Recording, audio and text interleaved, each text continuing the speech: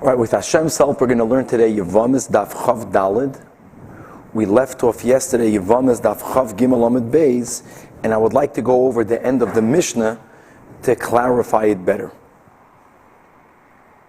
So we're going to learn about the final case of the Mishnah. The Mishnah here is speaking about two sisters, one of which got engaged to a man. No one knows which one. And then we speak about that man passing away. Then we speak about two separate men that are not related. And we're going to use the names Reuven and Chaim. Got married to two sisters. One got married to one got married to the other.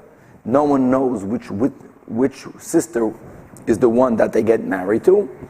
And now they both passed away. And now the Mishnah is up to the case. Lezeh shnayim ulezeh shnayim. We are, I think, 6 lines before the end of the Mishnah. So if each husband had 2 brothers, so let's use, just to give names, that Reuven had a brother, Shimon and Levi. Chaim, the other man, not related to Reuven, had 2 brothers, Moshe and Aaron. And the 2 sisters are Rachel and Leah. So says the Mishnah, Achiv shel zeh choylitz la'achas. Let's say one of Reuven's brothers, Shimon, has to do chalitza with one. Shimon cannot marry either of them, because if he's not marrying his brother's wife, if he's marrying the other man's wife, that's called a Yevama l'shuk. A woman who's a Yevama cannot marry another man before she gets either Yibum or chalitza from one of her husband's brothers. And therefore, va'achiv shel zeh, and we're saying that Chaim, the one who passed away, had 2 brothers, Moshe and Aaron. So let's say Moshe should do chalitza to another one. And now, achiv shel zeh, Levi, Shimon's brother, Reuven's brother, Levi, Shimon did chalitza with Rachel, should be meyabim chalotzasei shel zeh. Levi is only allowed to do yibum with Leah.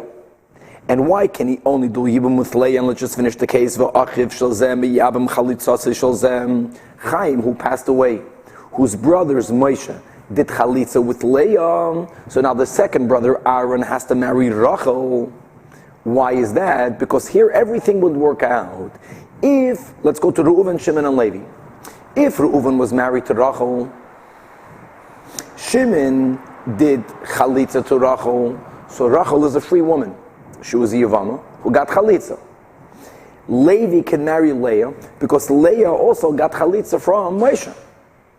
Now, even if Shimon gave chalitza to the wrong one, perfect, which means that really Leah was married to Reuven. If Leah was married to Reuven, then Levi can do yibum to Leah because Leah was Reuven's widow. And the same thing, if Moshe gave chalitza to the wrong woman, because really Rachel was Chaim's wife, then Aaron can do yibum to Rachel. However, says the Mishnah now, Kod Mushnayim, if 2 brothers from the same one, in other words, Reuven passed away, both Shimon and Levi did chalitza, one did to Rachel and one did to Leah. So then says the Mishnah now, Lo yibmu hashnayim, the other 2 brothers, Moshe and Aaron, cannot both do yibum. Why can they not both do yibum? Because one of them might end up marrying a Yevama l'shuk, because one of them did not get chalitza from the right man. Ella, one of them has to do chalitza. And one of them is doing chalitza resolves both problems. First of all, if he's giving chalitza to a woman that was married to her husband, then there's chalitza. And then the other brother can marry her sister. As we explained yesterday, it's no longer called Achois Zikukasai, because Achois Zikukasai is only before Yibum or chalitza. Now that both of these women for sure got chalitza from the right man, so now the final brother can do yibum. And like the Mishnah said before, but if kadmu v'kansu, if instead of one doing chalitza and then one doing yibum, both of them did yibum, if both of them did yibum, ein moitzin oisim miyadoi, each one can claim that they did yibum with their brother's deceased wife. Now that they both did yibum, now that they both did Yibum, these both women got chalitza from the other man's brothers, now there is no achay zikukasai, at least retroactively, so you don't force them to get divorced. Okay, so now the Gemara first is gonna challenge the whole beginning case of the Mishnah. The Mishnah began with a scenario where you have two sisters, one of them was engaged, and we don't know which one got engaged, which one is married. How was that possible? So the Gemara thinks it was possible because both of them sent a shliach lekabbalah, and this shliach lekabbalah went over to a man, and the man told the shliach, I'm giving kedushin to one of the sisters. In other words, from the beginning, no one knew with whom the man got engaged to.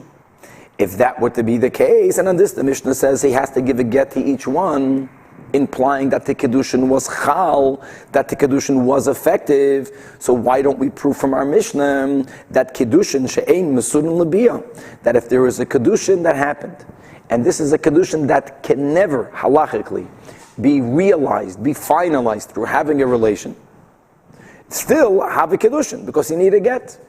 And really, this question is discussed in Masechtas Kedushin. Abaye is the one that says that a kedushin, even if it is never going to be allowed to be finalized with a relation, is a kedushin. But Rava says it's not a kedushin. So why will this not be a proof to Abaye against Rava?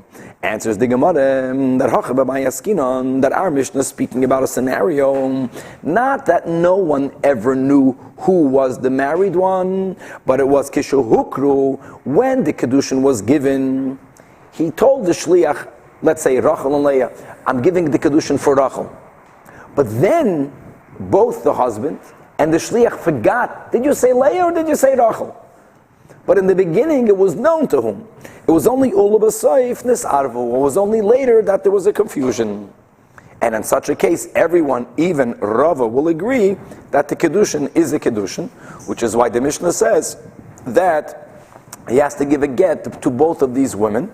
And the Gemara concludes in the first wide line, Davchav Gimel Amid Aleph Daika Nami. I'll prove to you that our Mishnah is speaking about a case where in the beginning it was known who was the woman who got married, because the Tani it says Ve'enoi Yoideya. He does not know. What does he not know imply? Eino Yodua. It is not known conclusively means no one knows. Not only he doesn't know, it's not known. The words Eino Yoideya, the way Tosfos explains, could mean no one ever knew, like Abaye. It could mean that he doesn't know, but someone knew beforehand. And therefore, since the Mishnah uses words that are inconclusive, you can't ask, refute, or prove neither Abaye nor Rava regarding this question of Kedushin, she'ein mesurin lebiyah. Shma minam. And now the Gemara asks, now that we established that we're speaking about a case that when the man got married, he knew to whom he got married to. Later, you forgot. And the Mishnah is telling you he has to give a get to this one and a get to the other one. So the Gemara says, Michael Mashmalan. Of course, if you don't know who you're married to, so you can't finalize the marriage with either of them. And on the other hand, each one needs to get a get. She might be the wife if she wants to get married to another person. So the Gemara says, Seifa Yitzrach Alei. You're right. The opening line of the Mishnah is not here to teach you a novel din. It's only to build up to the following cases of the Mishnah. And what did the Mishnah say later that makes? That if this man who doesn't even know to whom he's married dies, and the Mishnah says, V'loi ach echad, and he has one brother, and the din is that this brother has to do chalitza with both.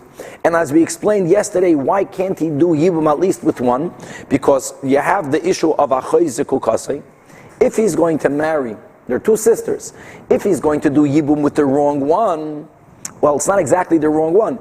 If the living brother, the one who died, Reuven and Shimon, if Reuven really got married to Rachel, if he's going to give Yibum to Leah, can't give Yibum to Leah. Leah is the sister of Rachel, with whom he has a zikah. And if you're going to say, let him give chalitza to one, and then marry the other, that also cannot happen.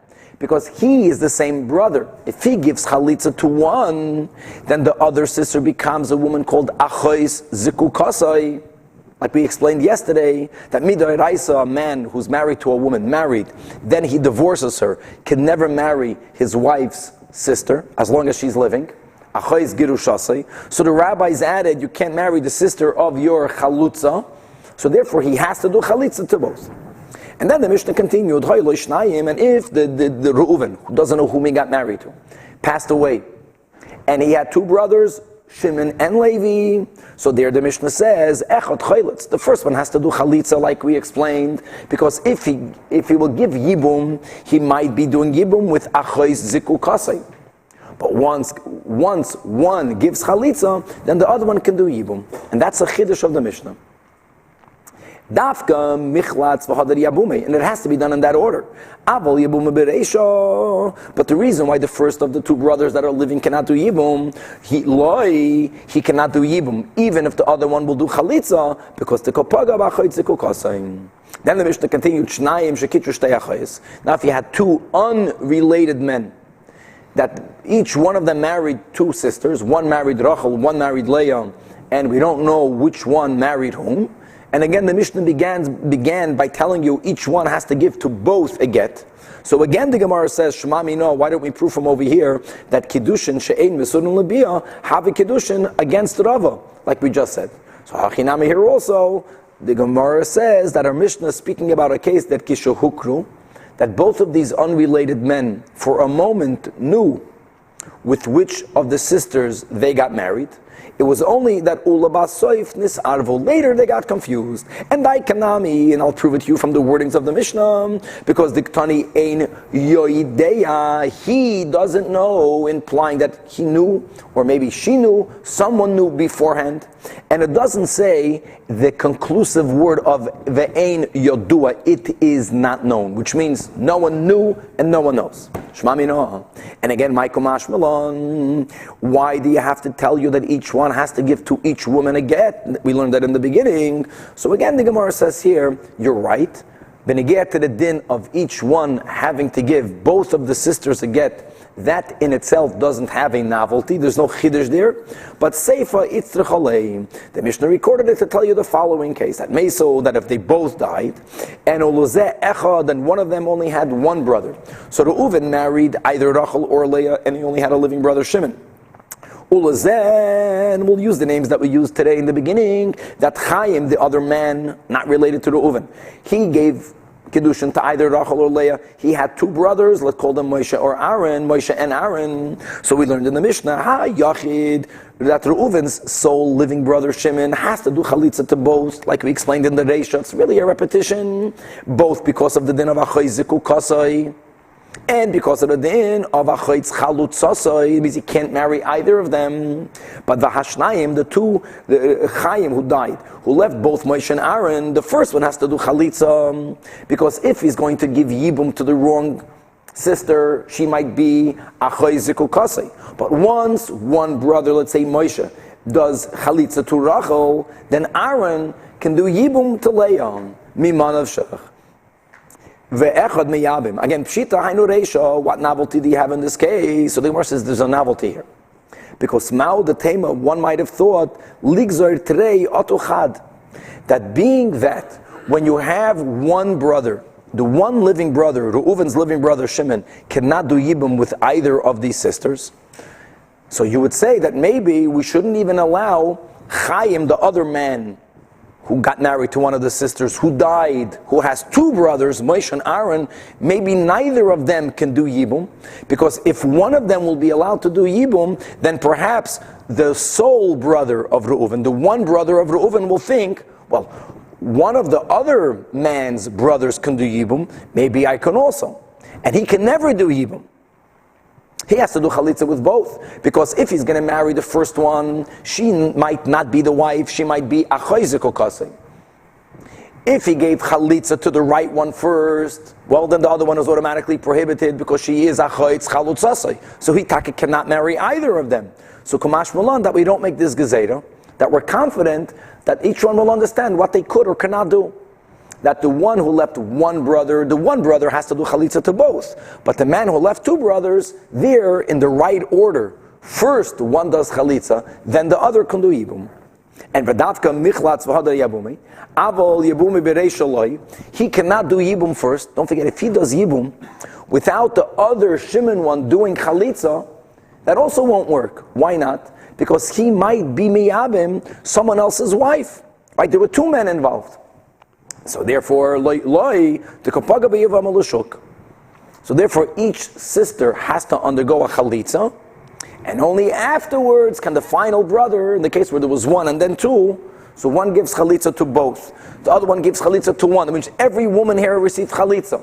So there's no Yevam Alushuk, and there's no Achayziku Kasai, and now the final brother here could do Yibum. If his brother did Chalitza to both, and then he does Yibum, he doesn't have to do Chalitza to both. The one who has two living brothers, let's say the cases that we're giving, Chaim left Moshe and Aaron, Moshe doesn't have to give Chalitza to both. We needed to have Reuven's only surviving brother give Chalitza to both. Because whichever one, he wants to make sure that whichever one his brother is married to got Chalitza. So there's no Yevam Alushuk now. Now 1 second. As far as Shimon is concerned, when Chaim died, so Moshe is going to give Chalitza to one. Why can't Moshe marry anyone he wants? Because listen, if he's marrying his brother's wife and a Chanami, he could. But he might be marrying his brother's wife's sister. That's called a Chayziku Kasei. right? And his brother's wife's sister did not get Chalitza from the right man yet. Giving Chalitza to one only works when you know your brother's going to marry the other one, right? Not only works, it's something that has to happen regardless. Chalitza has to be given. Yibum cannot happen. Whenever you have two options, Yibum or Chalitza, you can only do the one that is kosher. Until the first one gave Chalitza to both, and the second brother gave Chalitza to one, there's nothing to talk about. The Chiddush is that at the end, the final brother can do Yibum with the other one. Right. Okay. If he doesn't want to do Yibum with the other one, then doesn't the first brother have to give Chalitza to the other one also? No, he has to give Chalitza to the other one. Correct, yeah. Correct, weiter. The final case was, each one had two brothers. There's no novelty, you just made it more confusing. But it's all based on the fear of a Yevam Alushuk, of a Chayziku Kasei, of a Chayz Chalutzasei, of Chalutzas Achiv. So now the Tema Ligzer Dimel Miyabim B'lei Chalitza. No, here the Gemara says a good Chiddush.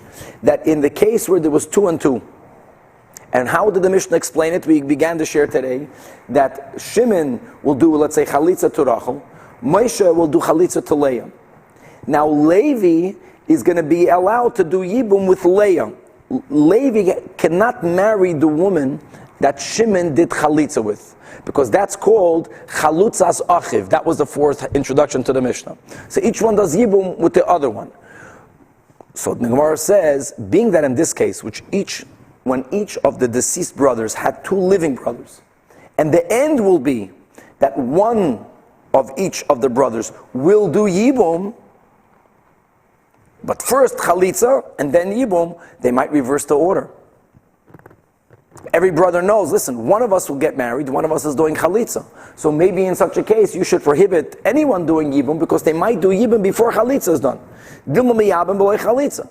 Kamash Malan, that we allow them first to do Chalitza. Each brother will do Chalitza with one of the women, and the other brother will marry the woman that the other brother did Chalitza with.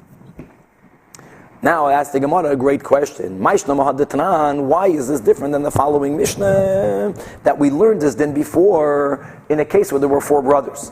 There were 4 brothers, Reuven, Shimon, Levi, and Yehuda. Shnai mehem nesuyim, shtei achayos. 2 of them married 2 sisters. Reuven married Rachel. Shimon married Leah. Umeisu hanasuyim es ha'achayos, and the Reuven and Shimon died. So now you have both Rachel and Leah, 2 sisters that fall to Yibum, to Levi and to Yehuda.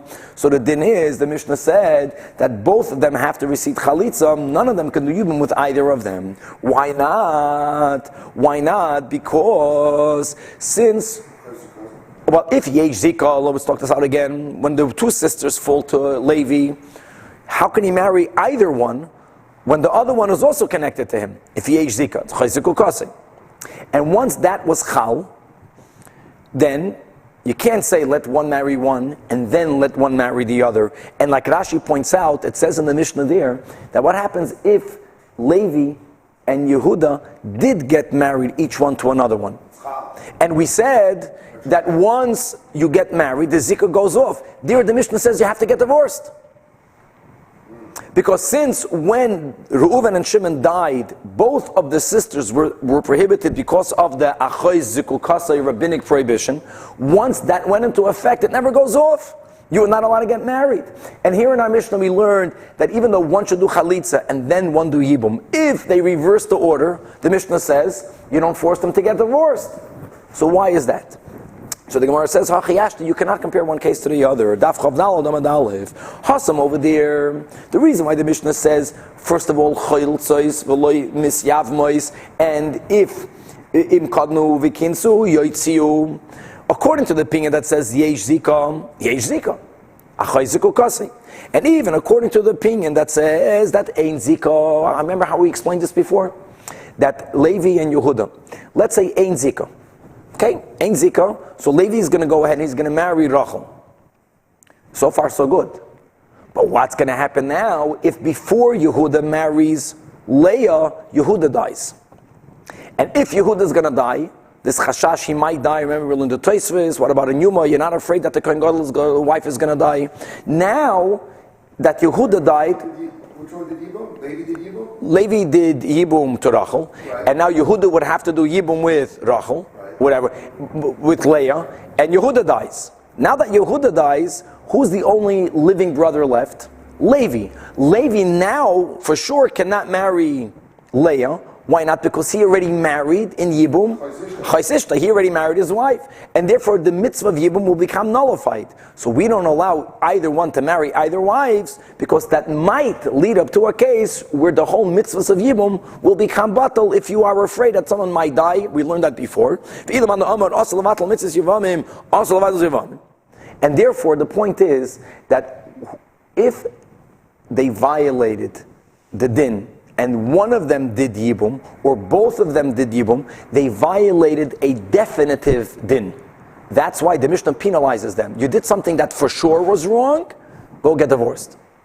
Over here, let's go to the first simple case. There was Reuven, and he had two brothers, Shimon and Levi.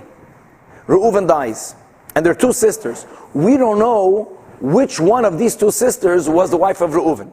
So therefore we explained, what would be wrong if one of the brothers, if Shimon would do Yibum with one of the wives? So we said like this, he might be doing Yibum with his brother's wife, but he might be doing Yibum with his brother's wife's sister, might. So he shouldn't do it. When one does Chalitza first, then one does Yibum, then for sure there's no violation. But if Yibum was done first, and then the other one did Yibum, now there's no violation because it's retroactively nullified. But even when they did the Yibum, they might have done a kosher Yibum. They might have gotten it right. That's why our Mishnah doesn't penalize them. Over there's a Vadai Isur, midrabanan. Over here, there's only a Safek Isur. Over there, Kol Chad V'Chad Omer Didei Komis Lamelem. Sorry, over here in our Mishnah, each one can claim. What do I mean? Reuven died. Comes along Shimon. Shimon goes over to Rachel and he gives Yibum to Rachel. Shimon can claim, Rachel was my brother's wife. I have a mitzvah to do even with my brother's wife. Maybe Rachel was really married to Leah. And if that was the case, then he violated. Rachel was married, Reuven was married to Leah. The fear is that he might be doing Yibum with Achay Ziko Kase, but it's only a maybe, it's not a Vadai. Very good. Continues the Gemara. What was the final case of the Mishnah? That Kodmu v'kinsu ein mitzin miyadam. That if the one set of brothers both did chalitza, then the second one echad chayletz v'echad miyabim. Tani Shili we learned v'afilu shneim kahanim. That even if both sisters are kahanim, even if both brothers are kahanim, what was the final case of the Mishnah? That you have both Reuven dies and Shimon and Levi, each one gives chalitza. They shouldn't have done it. That means that Shimon gave chalitza to Rachel, Levi gave chalitza to Leah. And now Chaim's two brothers, Moshe and Aaron. So the Mishnah says that Moshe should do chalitza to one, and Aaron can do Yibum to the other. And if they both did Yibum again, ein motziin oisim miyad.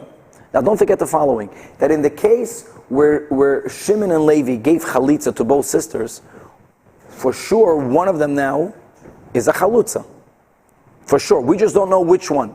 So says the Gemara, says Rab Shila, that if Moshe and Aaron are both Kahanim, even if they're both Kahanim, and a Kohen midrabbanon is not allowed to marry a woman that underwent chalitza, one of them was Reuven's wife, not Chaim's wife.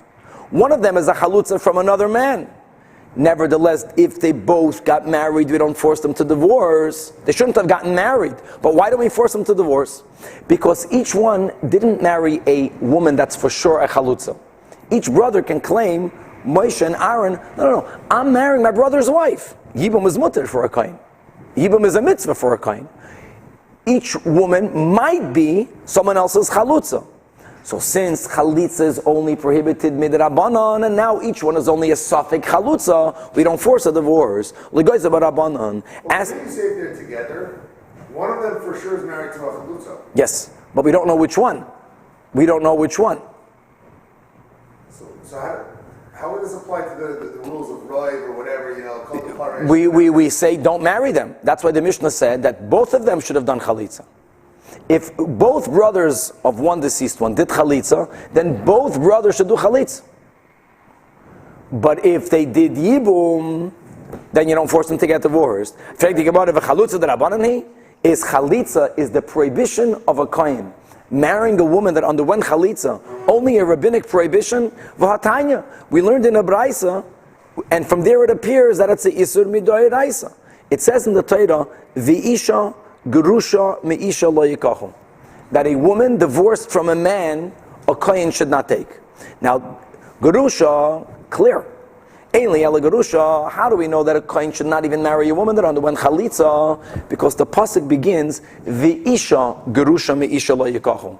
The pasuk could have said that gerusha meisha lo yikachu.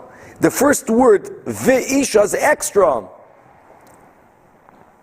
L'chayra, it's learned from this word. It's a doraisa. Answers the Gemara, really it's midrabananu. And vikra asmachta be'almahu. The pasuk is very common, it's only a asmachta. After the rabbis made this takana, they found a certain hint that they hung their isur on in a word in the Torah, but it's only a isur midrabanan. Okay, moving on. Says the Mishnah Daf Chav Daled, mitzvah bigadol liyabim.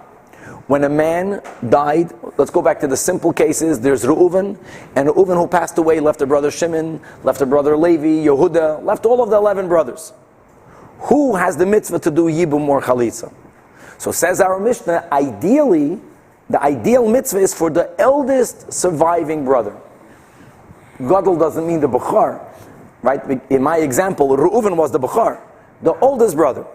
However, v'im kadam hakatan, but if one of the younger brothers did yibum, then zacha, then he got the mitzvah. In other words, it's not a mitzvah chiyuvis. It's not that the oldest one has to do it, but it's better for the older one to do it.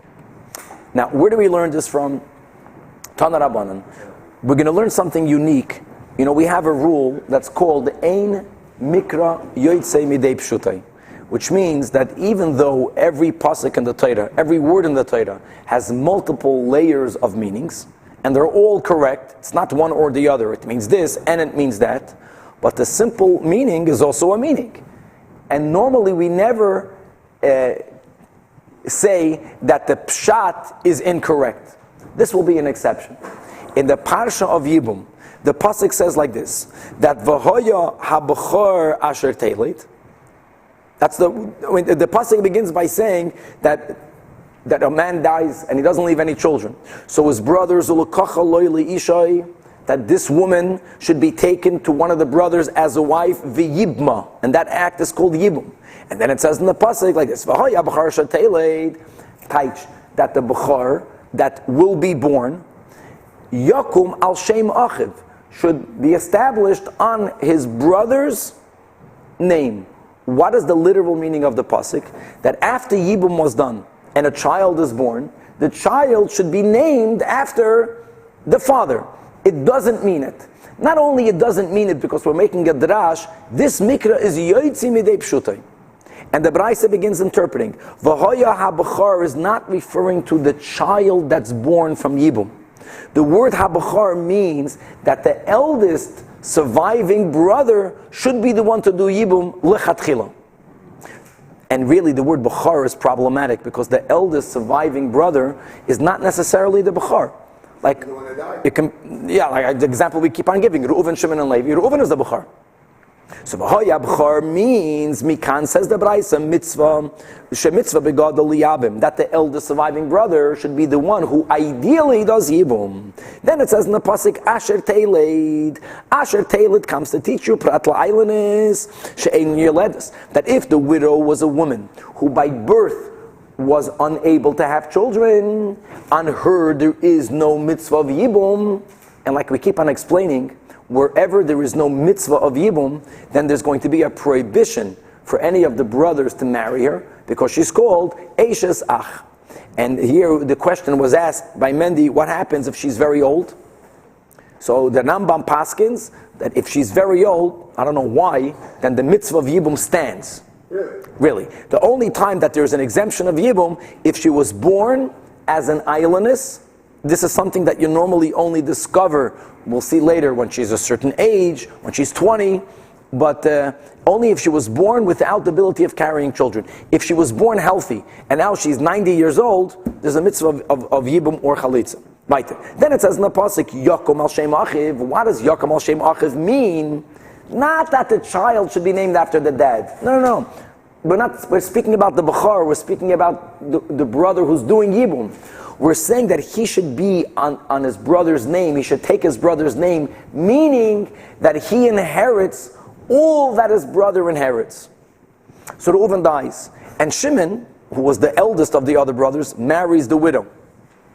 After a while, Yaakov passes away, their father passes away. So the din is that all of the nachala that Reuven would have gotten had he been alive, all of it goes to Shimon. And we don't say, now that Reuven is not living, if Reuven dies, who does Reuven belongings go to? The brother who dies. And he had no kids. So it goes to his father. And if his father is not living, it goes to all of the brothers. So the Torah is telling you that the one who marries him, who's going to do yibum, he will inherit everything that Reuven left. Lenachlo. And the Braisa says, Ato Emer Lenachlo. Just to be clear, the brother that does yibum, gets his brother's possessions when he dies, right? And he also gets his brother's portion of the father's. I want to take that back. That's not correct. That second case, the Gemara is going to actually say does not happen. Okay, simply, the Reuven dies, Reuven left things, Reuven has no children. The law of Yerusha is when it can't go down, it goes up. Right. But if there's no up, if Yaakov already passed away, then the brothers, the paternal brothers would inherit Reuven's possessions. How? Equally. Right. And here, only the one who does Yibum will get all of his possessions. Yeah. He's gone and the father's still there. We'll get to that later. Ask the Braisa, maybe, why can't you teach the pasuk literally? Yakum al Shem Achiv Hameis means that if the child that this Shimon will have with his brother's widow will be born, if the brother who died was called Yosef, then you call the child Yosef. If the one who passed away was called Yechanan, then you call the child Yechanan. See, we're using Reuven, Shimon, and Levi. The Gemara has different names. And says the Gemara, no, it can't be, because since never kan Yakum al Shem Achiv, since here it says that Yakum al Shem Achiv, and it says regarding the Yaakov Avinu called Yosef Atzadik, and he tells Yosef Atzadik who brought his children Ephraim and Menashe, and he blessed them, and then he tells them that if you will have more children, then it says that al Shem Acheim Yikru Benachlasam. That Yaakov Avinu was telling Yosef that if you will have other children aside of Ephraim and Menashe, they should be called on their brothers' names. What does that mean over there? There it says Benachlasan. It doesn't mean that Yaakov was telling him that if you have other kids, either call them Ephraim or Menashe. No. He gave a bracha to Yosef that Ephraim and Menashe will be like two tribes. And when they divided the land of Israel, everyone, got a part of one of the tribes, but Yosef Atzadik himself was divided into two. But what happened to Yosef HaTzadik's children that were born after Ephraim and Menashe? So Yaakov is telling them they want to have a separate chelik. They will be included either in Ephraim or in Menashe. You know, it's there, the calling of a name is just about nachala. That ma shem ha'amur lahalon, just like the naming there doesn't mean that they should be called Ephraim and Menashe.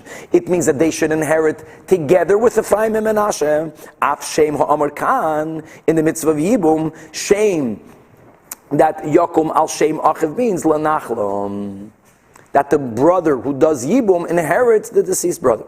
Then it says in the pasuk, v'lo yimachas shemai Israel. So what does that mean? Prat l'saris sheshmai machi. That if the brother, the deceased, was a saris, if the deceased was a man who by birth, according to everyone, was unable to father children, it wasn't that there was a tragedy that he didn't leave children.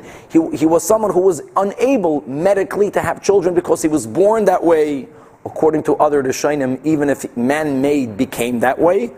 Such a brother who passes away does not leave his widow connected with Yibum or Chalitza with any of his brothers. There's no mitzvah of Yibum and Chalitza.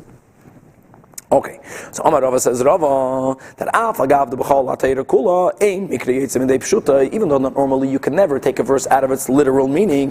Hach over here Asoy Gzeira Shava, that because of the Gzeira Shava, where it says Al Shem Achiv by Yibum, and it says by Ephraim and Menashe Al Shem Acheim Yikru Benachlasam, that Apiksei Mipashte Legamre, the pasuk here doesn't mean that the Bechar that's born should be named after the dad. Bechlal not. V'hoya ha-bechar means that the eldest brother should do Yibum, l'chatchila. And the words al shem achiv only means that the one who does Yibum ends up inheriting everything from the deceased brothers. So it challenges the Gemara, why did Rava have to say that? Rava is saying that because of the Gzeira Shava, we have to interpret the verse the way the Braisa did. So says the Gemara, v'ilav Gzeira Shava, hava mina shem mamish?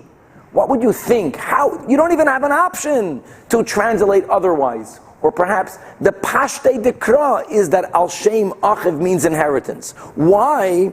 Because if Yakom Al Shem Achiv means that you should name the child by the father's name, can't be that way. Because the wording doesn't work. Leman Komizai Rachmana. Who is Hashem giving this mitzvah to? Is he giving it to the Yavam?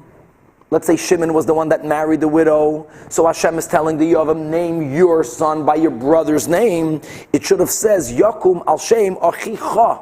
If Hashem is speaking to the Yavam, then God should have says, you should name your son by your brother's name, not on the brother's name. And if Hashem is commanding the Beis Din, so then what will Hashem tell the Beis Din? That Yakum al Shem achei aviv. That this child, his father is Reuven. Yeah, but why, his father is Shimon. But why did Shimon get involved over here? Because she was first married to Reuven. So name the child on the father's brother's name. That is the wording of the pasuk. But it doesn't say that. So obviously Al Shem Achiv is not speaking about naming at all. So the Gemara says no, that if not to the Gzeira Shava, Dilma Hachika Amar Lo Rachmana LeBeis Din, I would understand that Hashem is speaking to the Beis Din. And God is commanding the Beis Din that Imru Leili Yavam, tell Shimon that Yakom Al Shem Achiv, that he should name it after his brother Reuven.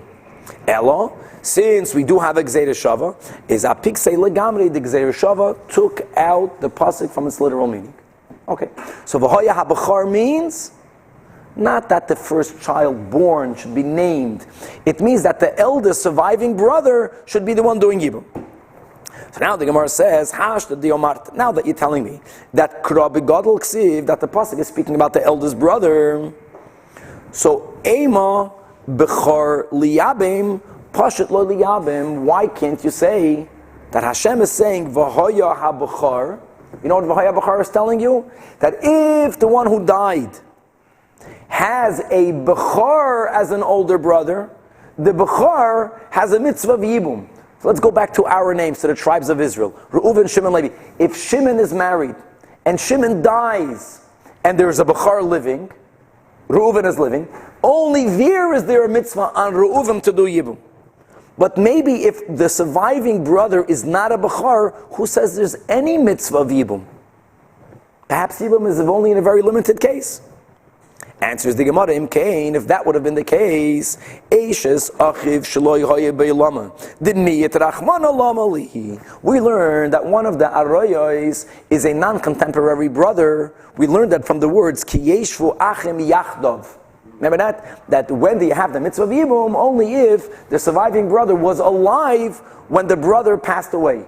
If Hashem would have meant by writing the words V'haya Bechar, that mitzvah of Yibum was only on a Bechar by default needs to have been born before the younger brother was born. So there's never a case where there's a non-contemporary brother for Hashem to need to exclude it. Because of that. So because of that, V'haya Bechar cannot mean that the mitzvah of Yibum is only on a Bechar. Very good. So the Gemara says, no, that's not a rebuttal. That's not a proof. Because on this, Parech Rav Acha, ve'ema lemu'utei buchra de'ima. Look at this chiddush. Let me tell you something. Let's say that Yaakov had two wives. And one of them was born from one woman. And before Yaakov, to Reuven. Reuven is a Bechar. Could be. And now Reuven passes away. And when Reuven passes away, the father already had another wife pregnant for the first time. The second wife is going to give birth to Shimon after Reuven dies away. Shimon can be a Bechar. How is he a Bechar? Because he's the first child to the other wife, but he was a non-contemporary brother. So maybe Yibum was only on a Bechar. And why do we have to exclude a non-contemporary brother? Because a non-contemporary brother can also be a Bechar if he has another mother. So the Gemara says, "Ahuli matzes amres." This you can't say because the Yibum benachlot al rachmana. Being that Yibum is only connected to the laws of inheritance, and inheritance is only connected to paternity. V'nachla min ha'av v'lo min ha'em. So therefore, you can't only say that Bechar means Bechar. That Yibum is not only on the Bechar. So the Gemara keeps on asking, Ve'ema, why don't you say, Ki ka Bechar, when there is a Bechar, then Tiskayim mitzvah Yibum, then Yibum should be done, not by the Bechar, but there has to be a Bechar. But Ki leka Bechar, let Tiskayim mitzvah Yibum. And this answers why the Torah needs to exclude a non-contemporary brother. So for example, Shimon is married, Shimon dies. So here the Torah is telling you that if there is a Bechar, Reuven, not that he has to do it. If there is a Bechar, then any one of the other brothers should do it. And here it's possible that after Shimon dies, later Yisachar was born, a non-contemporary brother that needs to be excluded. But if there is Bechlal no Bechar, why is there no Bechar? Because Reuven is the one that died, maybe there's no mitzvah v'yibum. So Amar Kra, therefore the Torah says, since it says umeis echad mehem, one of them died means mi lo yoskin and the mizbechar. One of them also will include that the bechar is the one that died. You don't need to have a living bechar for there to be the mitzvah of yibum. And still v'amar achmana liyabim katan. So we're good. Now Vaita counters the Gemara of Amos. Why don't we say the miskatan? Maybe the Torah is only giving you the mitzvah again of Yibum, if the younger brother died, and here v'amar rachmana liyabim b'char, there's only a mitzvah on a b'char. So the Gemara says that we can't say that because hamiyat rachmana eishes achiv shelo haya b'lamai, and that would not even be needed to be excluded if there's a mitzvah only on the b'char. So the Gemara says ve'ema ki like a b'char. When there isn't a b'char, then kadam katan zacha, but ve'iyik a b'char kadam loy zacha. Why don't we say at least this? Listen, Yibum exists regardless if the Bechar died, if another brother died. Yibum exists whether there is a Bechar or whether there's not a Bechar. But maybe one thing, that if the one who died left the Bechar, then the Bechar has to do it. And if the younger brother did it, it would not be an act. So therefore the Torah says that Ki yeshvu achim yachtov, that hukshu yeshivas achim zelozeh. All of the brothers are equal. In other words, you can't say that there's going to be a scenario where Yibum will only be on one. No. Why don't we say, that when there is a Bechar, we go after the Bechar. Ki leka Bechar, when there's no Bechar, ein chayzer and eitzel gadol. Now we're asking the final reverse question. Our Mishnah says that the mitzvah is always on the oldest one. Maybe not. Maybe when there is a Bechar, it's ideal for the Bechar to do it. If he doesn't do it, if another one did it, it's eichet good. But maybe if there is no Bechar, we don't have to go after the oldest brother. And Alama Tami Abai Kshisha, why did we learn clearly in the Braisa of the elder Abaya that mitzvah bigadol liyabim, that it's always a mitzvah on the elder surviving brother to do yibum. It's only if loy ratza, if he doesn't want, then you go after the younger brothers. And what happens if no one wants? No one wants to do nothing. So at the end, who does it fall upon? On the eldest brother. Because it's his original responsibility. So they ask the older brother, do you want to do? She says, hey, leave me alone. I don't want Yibam, I don't want Chalitza. They go to all the brothers, the Beis Din. And if they went to all of the brothers and none of one wants to do it, Lo Yiratza, Chayzer and Eitzel Gadol. But why Chayzer and Eitzel Gadol? Why don't we say that Chayzer and Eitzel Gadol is even when there's no Bechar? So the Gemara answers that Ki Bechar, that the eldest brother is like the Bechar, Ma Bechar Bechirasi Garmaloi, just like a firstborn. Why does he get something special? Why does he get a double portion? Because he was born first. Av Gadol Gidolasi Garmaloi. The eldest brother is called the Bechar. In other words, it's Mikra Yoytze Midei Pshutai. V'haya HaBechar, first of all, doesn't refer to the children that will be born from the marriage. V'haya Bechar means the eldest brother. And the eldest brother is like a Bechar. The Gemara is going to ask, why does the Torah use the word Bechar? It should say, V'haya, the eldest brother. We'll get to that in a moment. Ve'ema, why don't we say that Ki miyabim Bechar, that only if the Bechar married the widow, then Lishkol Nachla. Then he gets the deceased brother's inheritance. But Ki miyabim Pashid, but if any of the other brothers get married, maybe Loy Lishkol Nachla, maybe they shouldn't get all of the inheritance of the deceased brothers. So Amar Kra Yakum, Al Shem Achiv, V'hareikam. The Torah says, whoever marries him is Yakim Al Shem Achiv, whoever did the Yibum stood in his brother's place. What does it mean you stand in your brother's place? It means that you get in his inheritance. Turning the page, why did the Torah use the word Bechar? The Torah should have said Gadol, V'haya HaGadol, the eldest brother. So the Gemara tells you Ligrei Yusa. It's using the word Bechar because it's going to exclude a certain case of inheritance, like a Bechar is excluded from that case. And what is that case? Ma Bechar eina noitel beroi kibemuchzak. Here's the din that we were speaking about before. The law that a Bechar gets a double portion is only on the belongings that the father had in possession when the father died. So Yaakov Avinu died, and he had money, movables, real estate, that is divided. So if a man leaves 10 sons, it's not divided into 10, it's divided into 11, and the eldest son gets a double portion. But what happens if after the inheritance was divided, let's speak about our case over here. Reuven died. So, and Shimon did Yibum. So Shimon got all of Reuven's belongings. What happens if afterwards Yaakov Avinu died?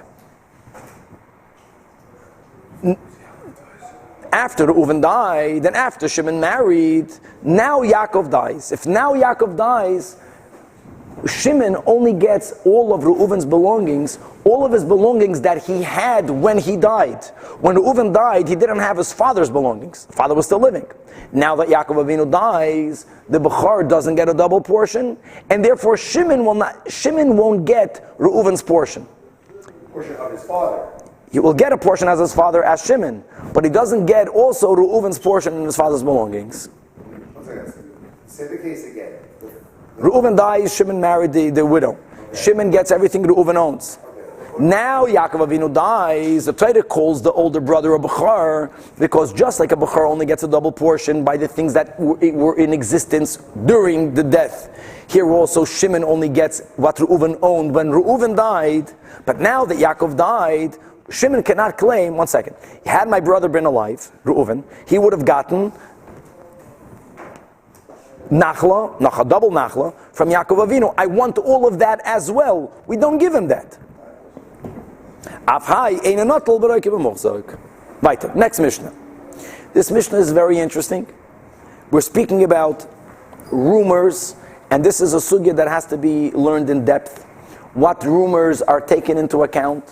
What rumors are just considered gossip? It's also interesting to know that the Mishnah uses the word haniton, someone who is loaded, because a rumor loads a person with a burden. So what rumors are we speaking about? If there was a rumor that a certain man was having a relation with a shivcha, or if it was rumored that a certain Jewish man was having a relation with a non-Jewish woman, and later this maidservant became freed, or this non-Jewish woman got converted. So the Mishnah is telling you that this man should never marry them. Why should he not marry them? Because if the man is going to marry this woman, people are going to say, aha, the rumor was true. They're going to give life to the rumor.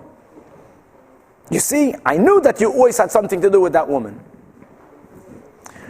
The Mishnah is not saying that the conversion is not a conversion, and that will be the discussion in the beginning of the Gemara. All the Mishnah is saying is, don't marry her.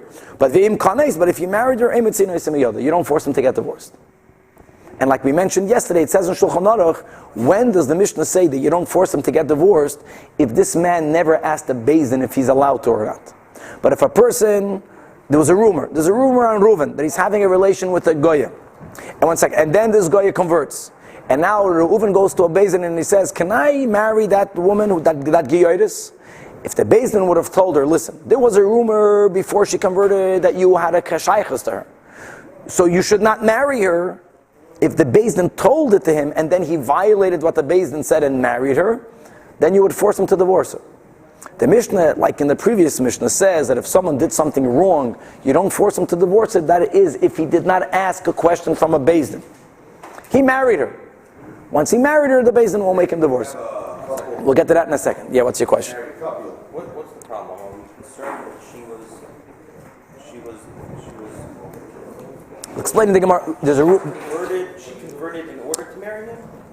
I just said that 1 second. Hold to the Gemara. We don't want to give substance to a rumor. We're worried about substance to a rumor. It's wrong for a man to have a relation with a non-Jewish woman. And if it's not known, there's a rumor. So we're worried that maybe he had a relation with her before she converted? There is such a rumor. And when there's such a rumor, if a man would later marry her, that would give substance to the rumor. And you're not allowed to give substance to a rumor that's going against you. Now, however, if there was a rumor that a man is having a relation with a married woman, and that rumor was strong enough, as the Gemara will explain, we're going to learn in the next year, perhaps it means that there were already witnesses that this married woman had relations with this foreign man, and that forced the husband to divorce her. After he divorces her, that man can never marry her. And not only can he not marry her, if he married her, then Yoitzi, the Beis Din, forces him to divorce her. Because when a married woman has a relation with a man, she becomes not only asur l'baal, but she also becomes asur l'boyel. She can never have a relation, not with her husband, not with the man with whom she had this illicit relation. So let's go to the first case of the Mishnah. How is this rumor different than... We'll see in the Gemara. We'll see in the Gemara. 1 second. So first let's speak about the first case of the Mishnah. That there was a man who was burdened, who was loaded, hanitain, with the rumor that he's having a relation with a non-Jewish woman. And then she converted. So the Mishnah says, Ha giyoris miyahavia. The Mishnah is not challenging her conversion herself. All the Mishnah is saying is, you don't marry her. If you married her, you can stay with her. Obviously, if you married her, you can stay with her, implies that her conversion is good. So the Gemara says, how is her conversion good? If there is a rumor on a non-Jewish woman that she might be having a relation with a Jewish man, that which means that her conversion might have been done in order to marry him. That's called Geirei Ishus. V'rimini, we learned in a Braisa that Echad Ish and his Gair L'Shum Isha. That if a man converts in order to marry a woman, it means a Goyish man likes a Jewish woman, and he converts to marry her. Ve'echad Ish and his Gair L'Shum Ish. V'chein Mish and his Gair L'Shum Shulchan Melachim. If someone converts because he wants to sit on the king's table, In other words, he sees a certain benefit of becoming a member of the Jewish people. Or L'shum Avdei Shloimei, he wanted to become one of King Solomon's slaves who were very powerful, but a slave then, even if the slave is a non-Jew, when he becomes a slave to a Jewish master, he has to undergo a conversion. So we say that this guy wants to become a slave of King Solomon because he wants the power that they had. So the Mishnah says, Einam Gedim. They're not converts. These are the words of Rab Nechemia. Shohay Rab Nechemia Omer, Echad Geirei Arroyos. If people convert because they are afraid of lions. This is speaking to an actual scenario. We learned about this many times together. There was a whole nation, a whole group of people called the Kutim, that they were brought into Israel by the wicked Sancheriv. He exiled 10 tribes. But then he wanted to fill the land of Israel with people. And the way he ruled countries is by expelling most of the locals, by bringing in foreigners. Then this creates a lot of chaos in the country. And then you rule the country easy because no one has time to fight against the king when they're fighting against each other. So he brought in a group called the Kutim. And when they came to Shomron, and when they were living there, something unusual was happening. That the wild animals, lions, that by nature normally don't go into places where people live, they were walking into their cities and eating up their people. So the Kutim decided, you know why lions are eating us? Because we're living in Israel and we serve idols. We have to accept the Jewish God. So they converted out of fear of the lions. Question is that conversion or conversion? Or if someone converts because they had a dream. And in the dream, someone tells him or her, you have to become a Jew. So they're telling you, I'm converting because the Bala Chaloimais is telling me to convert. Or if someone converted during the times of Mordechai and Esther, then it says in the Megillah that people were afraid of the Jewish people. They converted because they were afraid not to be Jewish. Einam Gedim. Only if they convert now, when the Mishnah was written. So right away the Gemara clarifies, converts are only converts if they convert now, when this Mishnah was written? No. So the Gemara clarifies it means only if they convert in a time like now. What was the now of the Mishnah? That there was nothing as a special to be Jewish. Jewish people are persecuted. You're doing it l'shem shamayim. You're only doing it because you believe it's true. You're not gaining an obvious benefit. Ela emek kibizman hazeh. So therefore the question is, that if Geirei issues is not converts, then how can the Mishnah only speak about, like you were mentioning before, that you cannot marry her because you're going to substantiate the rumor? Forget about the rumor. She's not a convert. So the Gemara says, no, we don't paskin this way.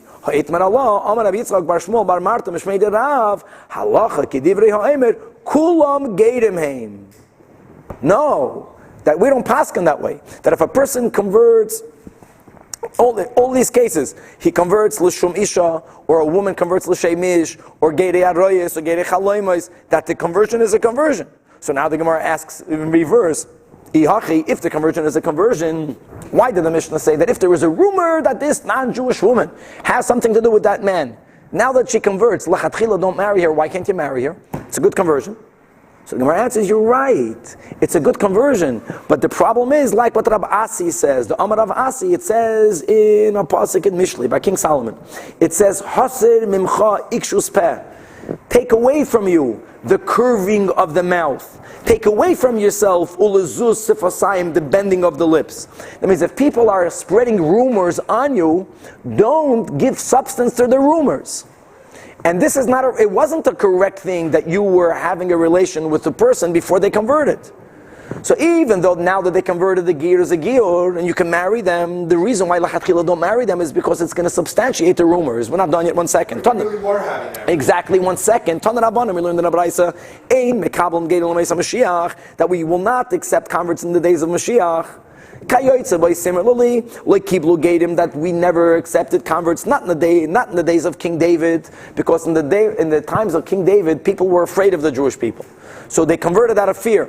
Not in the days of King Solomon, because during the times of King Solomon, people converted because it was wonderful to be a Jew.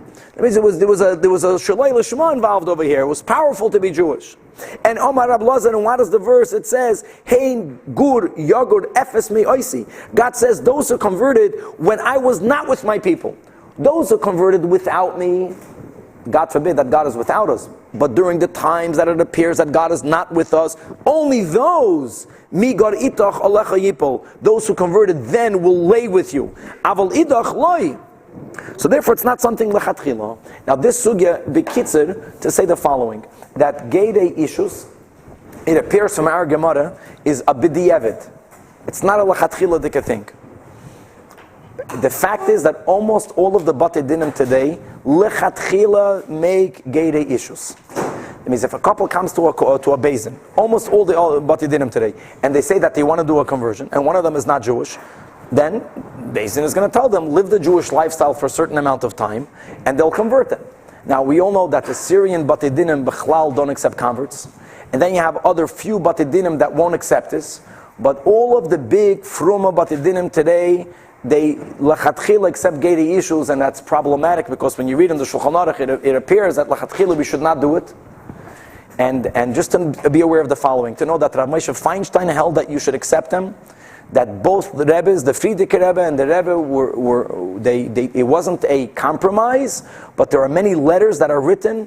There's a letter in Chelik Tes written by the previous Rebbe that a couple, one of them was not Jewish, came to a Lubavitcher Shliach or Lubavitcher Rav, and he pushed them away, and the Frierdiker Rebbe told him to correct it, to get them back and to convert them kahalacha. And to know that this is based on the following, Bekitzer. There's a tshuva of the Rambam, who wrote about a case where they found out that a man had a pelegish, that means he had a non-Jewish concubine, and the Rambam says that it's a mitzvah to try to get her to convert, because mutav sheyechel reitiv, it's better for a person to have the reitiv of treif and not treif itself. No, it's not lechatchila, but the fact that he's with her is already a b'di'evet.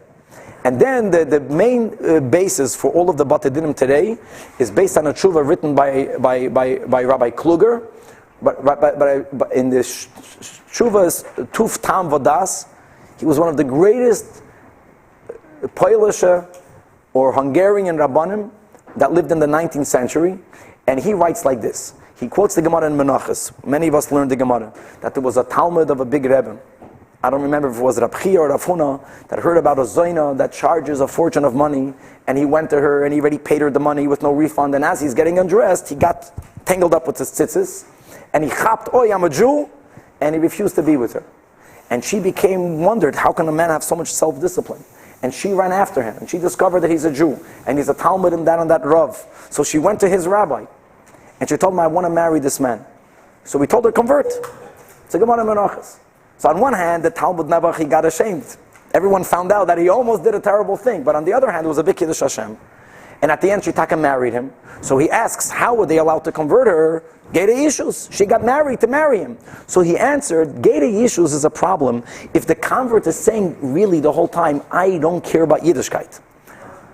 In other words, when they convert, they're not embracing Yiddishkeit, they are embracing the wealth, or they're avoiding the fear, or they're embracing the marriage. That is where you have a problem. Even there, b'di'evet, it's good, but that's a problem. Or according to Rab Nechemia, it's not good. But today, when a person comes to a Beis Din and he says, I want to convert because I like a Jewish man or woman, of course it's not a good thing. But once you're already at that point, the Beis Din will only convert them when they convert, they're doing it, l'shem shemayim. That's okay. They're not making a gerus l'shem issues. They're making a gerus l'shem shemayim. What initiated their journey? The catalyst was a certain relation that wasn't okay. But that is something that is accepted today, not as a compromise. We'll stop here. We'll continue tomorrow.